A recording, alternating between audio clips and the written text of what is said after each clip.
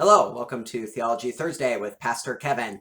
We've been talking about the church. What is the church and what should the church do? And why does God have a church? And what is the church's mission?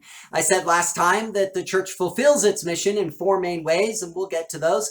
But first, I wanted to reiterate that the church's mission is God's mission. One of my favorite things that's been written recently in the last 10, 15 years or so about the church is it's been said that the church doesn't have a mission. God's mission has a church. That's our clever way of just saying that God's mission is the church's mission, and that God's mission is accomplished through the church, or should be accomplished through the church.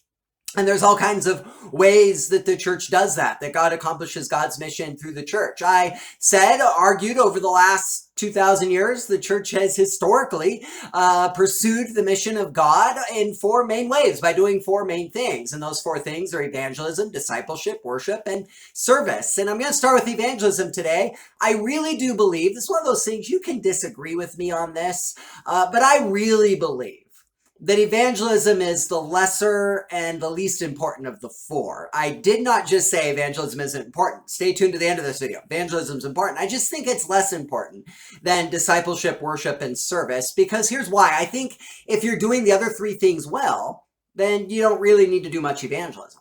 The other three things do proclaim good news enough that you don't need you don't need to put much effort. You do need to put some into evangelism. So if you're worshiping God well and you're doing worship well, if your worship service is the type that opens up all the avenues of grace from heaven and just shower that grace upon dusty people down here below. And if you're serving the world well, if those dusty people who've been showered with God's grace leave the worship service and are engaged in loving acts of service in the world, and if we hold each other accountable to that, if we hold each other accountable through discipleship to loving each other in the world better, then evangelism is just going to come naturally.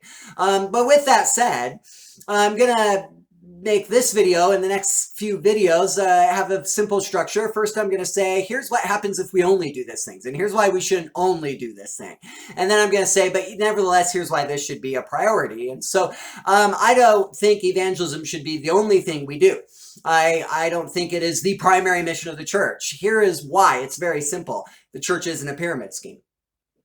The church is not a pyramid scheme. Our job is not to recruit recruiters to go recruit recruiters. If it was, it would collapse.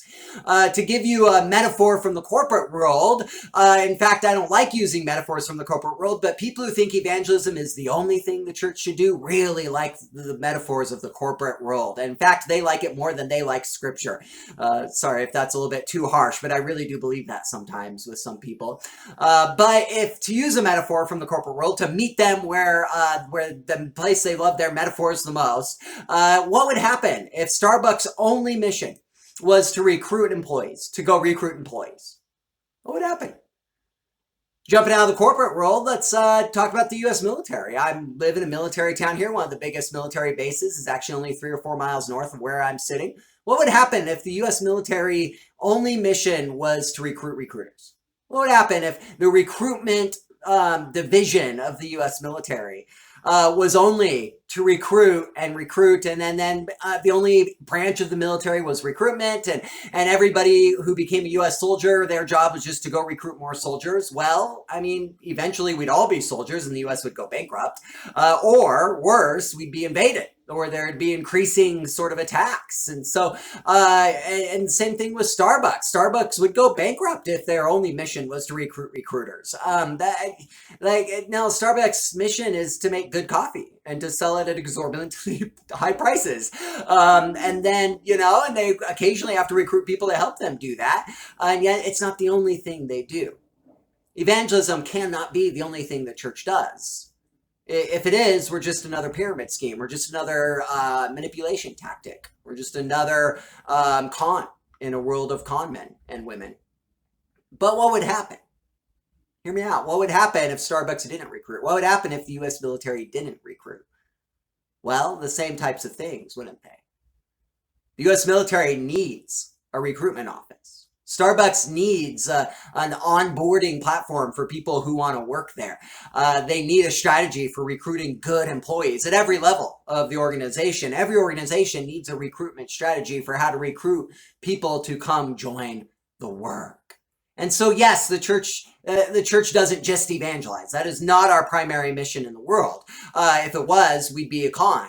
But we need an evangelism strategy. We need to evangelism. We need to prioritize that. We need to recruit some people who can come join us in doing the mission of God, which is love. We need to shower God's love on people. We need to proclaim the love of God in people's lives so that it turns them from lives of hatred towards lives of love. And we need to then disciple them after we've evangelized them so that they could become even more loving and even live even more harmoniously in the world that God is harmonizing. Now I've gotten a little bit into next week's video, but that's okay. I want to close with just a brief example from my seminary days. There was a class in seminary called Evangelism. I can't remember what the actual name of it was, but it was taught by an old school pastor, and he was very fond of an old school way of doing evangelism, one that didn't actually really work all that well in its own heyday, and it has only worked less and less since. And yet, for some reason, he was still very much attached to that way of doing evangelism, so he taught it in his classes. And the young millennials like me, who had grown up in the 21st century, were appalled. And we're like, we can't believe that you want to expect us to do this. And they would push back in the class, some of them more meanly and disrespectfully than they should have. And they would say, we can't do this. You can't seriously expect us to do this. And he would look at them in a wonderful, calm, gentle-spirited way and say, oh, okay. You don't like my evangelism strategy? That's okay. It's not for everyone. What's yours?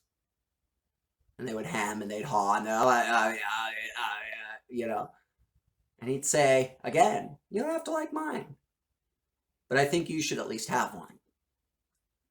The church can't only do evangelism.